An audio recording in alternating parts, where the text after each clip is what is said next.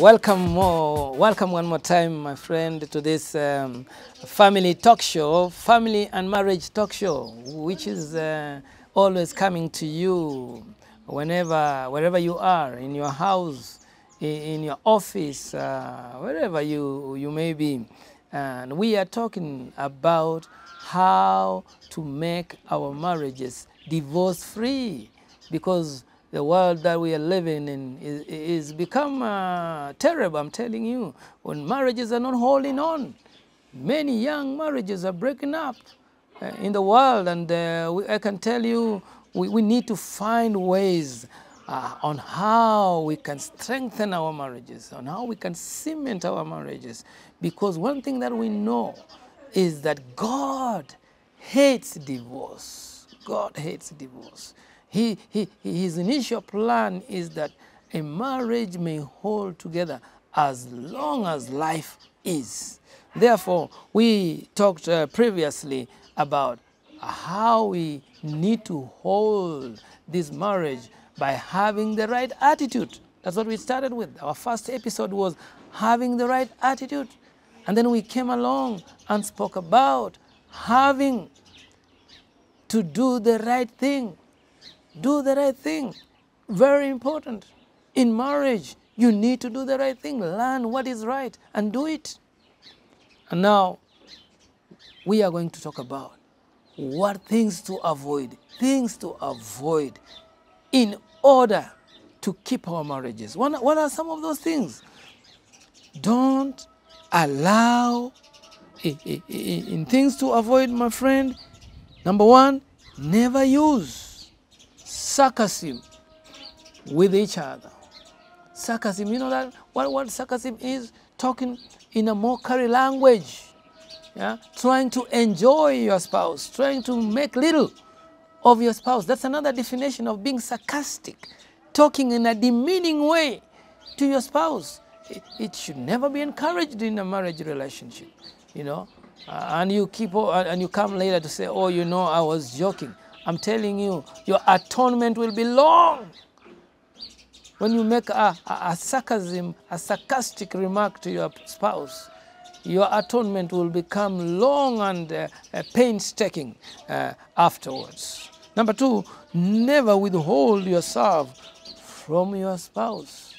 The Bible says that you should not deny each other. In other words, your body does not belong to you. Yeah, it belongs to your spouse, and your spouse, this body belongs to you. You belong to each other. So never withhold yourself from your spouse for whatever reason at all.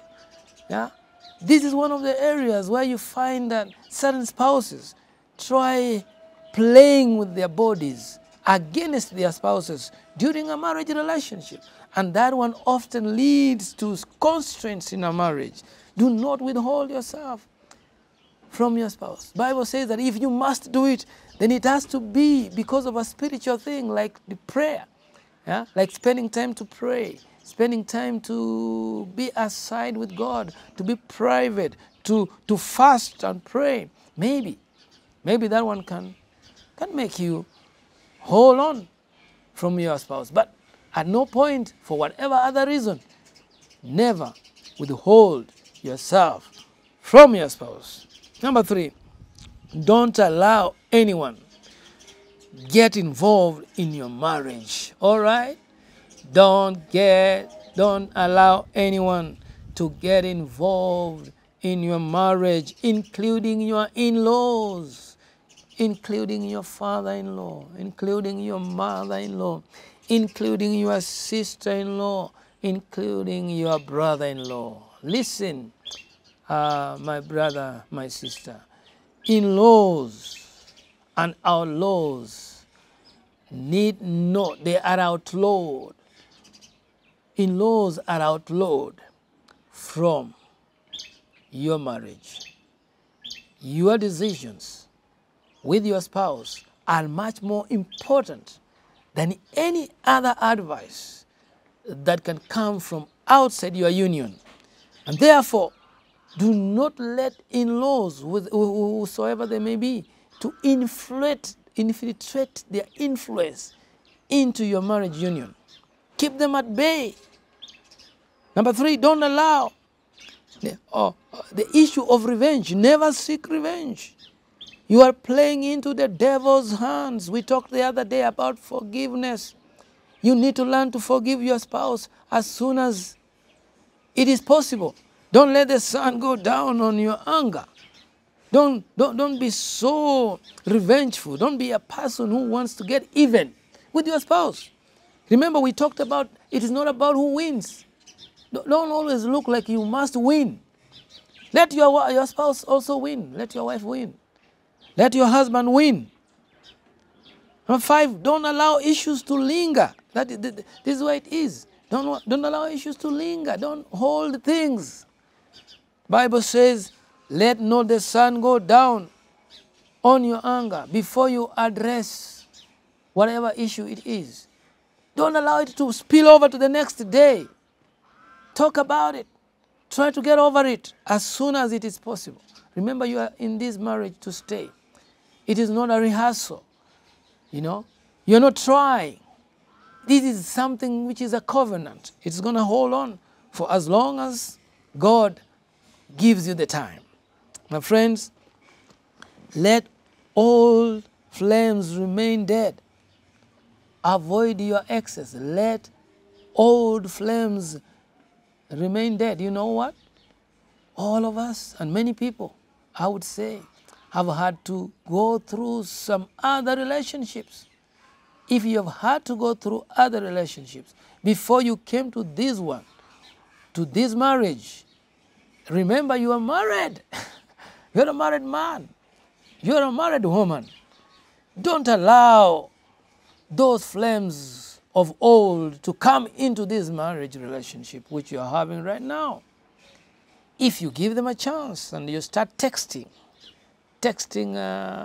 girlfriends, your ex-girlfriends, texting your ex-boyfriends, people whom you went to go to school with and you met them in a supermarket, or you met them when you went to Nairobi and met them along the streets or in Kisumu or wherever it is on a trip, and you meet those old friends. Don't revive the friendship. Keep those flames dead. Don't allow whatever it is or that was to start coming into this marriage relationship. Number 8, never shout at each other except when the house is on fire. Did you hear that? You should never allow yourself to shout at your spouse unless the house you're living in is on fire. In other words, somebody has said that when you shout at your spouse, it means that they are very far away from you. You only shout at somebody who is very far away from your heart. That's the person you shout at. But somebody who's close, you need to talk to that person as gently as it is possible. Speak as gently as it is possible. You need to avoid shouting at your spouse. Lastly, never compare your spouse or your marriage with another.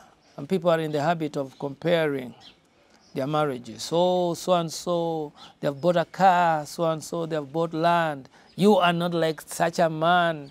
You are not like such a woman. She dresses like this better than you, or this, or that. Remember, you are in this world alone. You have your marriage, which is unique. Should never be like so-and-so's marriage. Your marriage is yours. Avoid to embarrass your spouse in public. Your atonement will be long and hard. Never abuse your spouse, neither physically nor verbally. Let dead things stay dead. Never bring up past arguments and disagreements. Whatever is told in confidence must never be brought up in an argument. Do not let the children see you having an argument. Some people are in the habit of allowing their children to see them arguing. That's the worst you can do for your children. It kills them psychologically. If you must argue, then go in your inside room, in your bedroom, and talk about it, or have that argument there. Without shouting, remember? And never tell your spouse that you regret the day you married her or him. That is the worst remark you can make to your spouse, that you regret ever getting married to him or her. Let your spouse know that she is the best thing that ever happened to you, or he is the best thing that ever happened to you. You can avoid these things, and I can assure you, your marriage will hold on. Your marriage will stay strong because you have avoided some of these things that we have had to say here. God bless you. My name is Clifford Mobisa Ratemo. As always, your family doctor here. Thank you.